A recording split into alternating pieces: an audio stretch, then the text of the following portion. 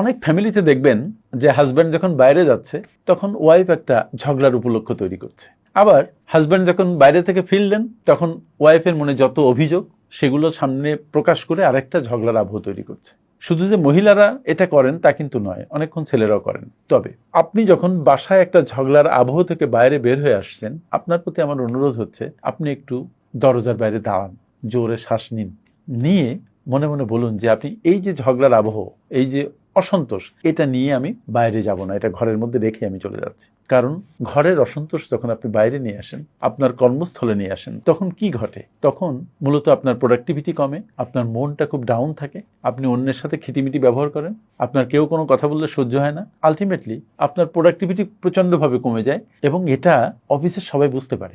সুতরাং চেষ্টা করুন ঝগড়াকে ঘরের মধ্যে আবদ্ধ করে রাখতে অথবা হাওয়ায় মিলিয়ে দিতে। আরেকটা কাজ করতে পারেন, ভেতরে হজম করে ফেলতে, তাহলে আপনি প্রোডাক্টিভ থাকতে পারবেন। এখানে সবচেয়ে বড় কথা হচ্ছে আপনি আপনার নিজের ইমোশনকে কন্ট্রোল করতে শিখবেন, আপনার মনকে কন্ট্রোল করতে শিখবেন, তাহলে এই ছোটখাটো ঝগড়াঝাটি আপনাকে আক্রান্ত করতে পারবে না। Thank you.